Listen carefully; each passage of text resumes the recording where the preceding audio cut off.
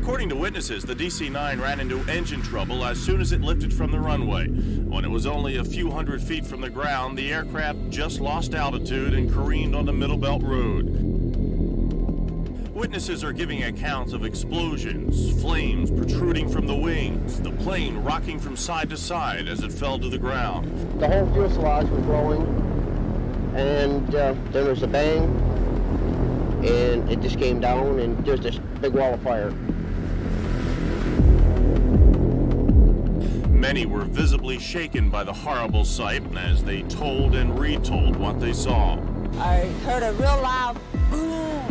Next thing I know, black smoke. I said, oh my gosh, plane had exploded.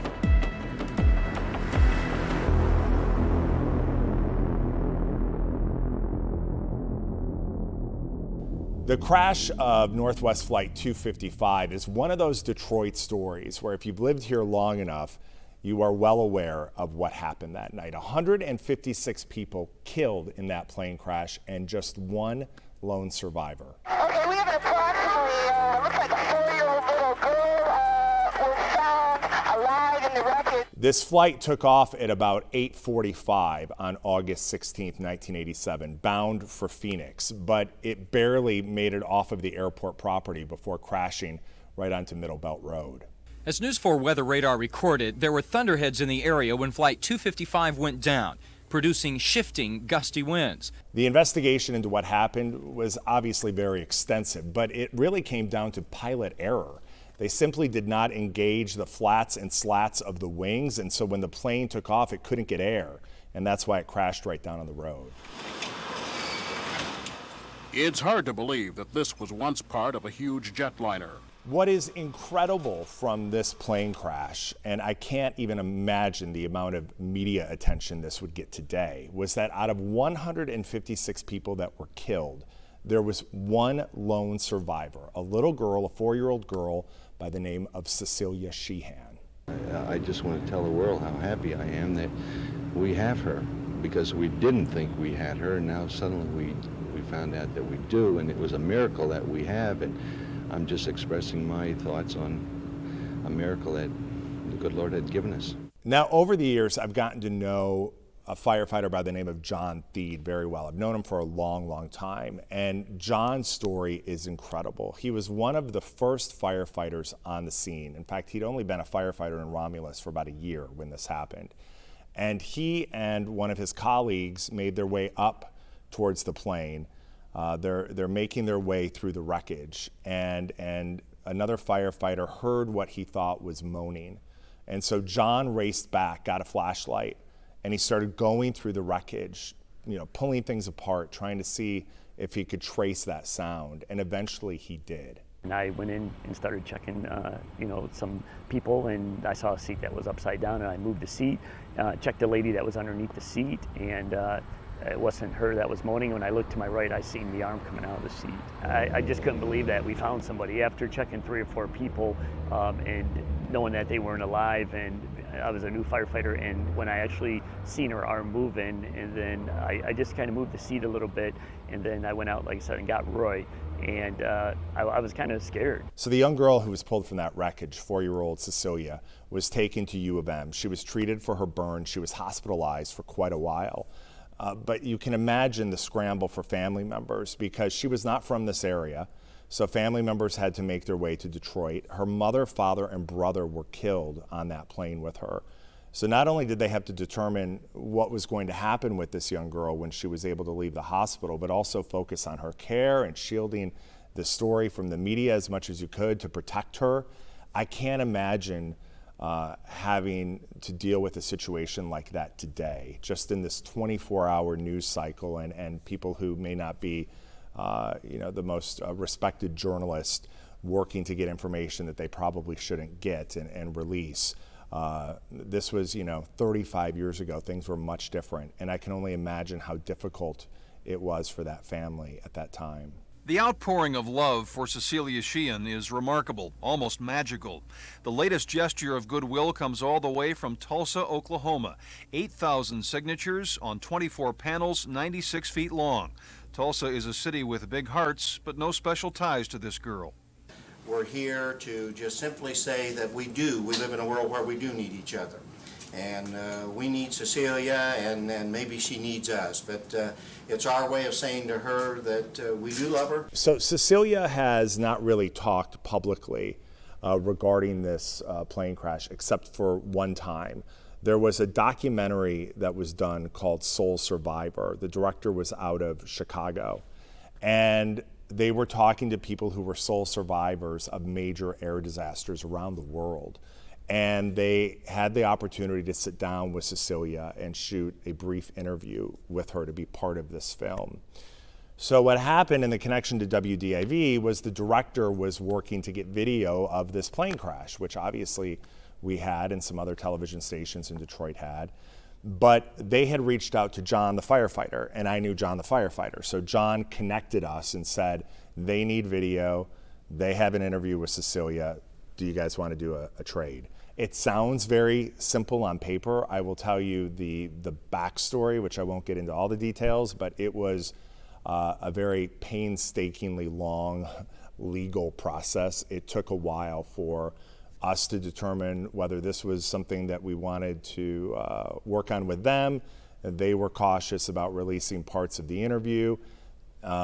Ultimately, it worked itself out, but it didn't just happen like that. It took a long time. I went to Chicago, I met with them, I shot an interview with them, and eventually they released to us the first images and the first interview that Cecilia had ever done in her life. This, Soul Survivor project is more about a group, and that's why I'm willing to get involved and be part of something bigger. I think about the accident every day. It's kind of hard not to think about it when I look in the mirror. I have visual scars. I remember when we first saw that video, there was a group of us kind of huddled in Edit Bay, and it was just, you could hear a pin drop, because this was a story that we all knew, and we all knew about this little girl, and we just hoped that she was okay. And when we saw that video, you automatically, at least for me, I felt a sense of relief knowing that she seemed like she was okay. And in the years talking to John, I knew that she was doing very well. She'd graduated from college, she got married, she now has a baby. But listening to her speak and seeing the tattoo on her wrist, she has a tattoo of a plane, of the same model of plane that crashed in Detroit. And knowing that she has absolutely no fear of flying, that she travels around the world and in fact has, in her own way, advocated for changes for safety aboard aircraft. So for us to have that video and to see her was, really, incredible. But I think for us to be able to share it with the viewers was really special too, because for so many years people have wondered how she was doing and just wanted to make sure that she was doing okay. And they had an opportunity now to see her and to hear her. Many industry experts and even some congressmen say they'd be surprised if there weren't some sort of airline regulation in the future. Groups like this one in Michigan and others popping up around the country will be setting the direction for that regulation.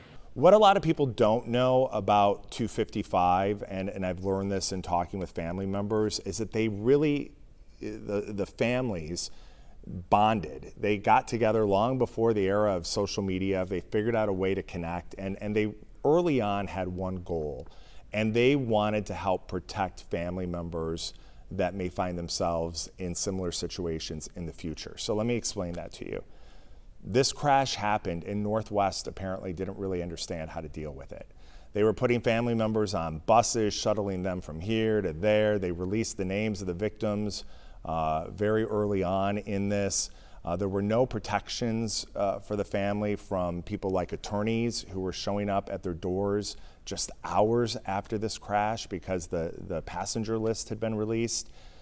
So you can imagine how overwhelming that is. But this group of people, through their tragedy, got together and they said, this can't happen again.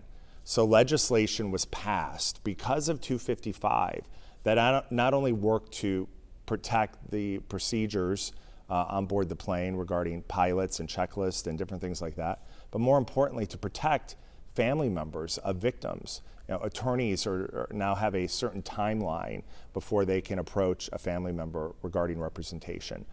There were just many different things that were done that have changed aviation and changed the way these air disasters are handled moving forward. And I don't think the families of 255 really get credit for that.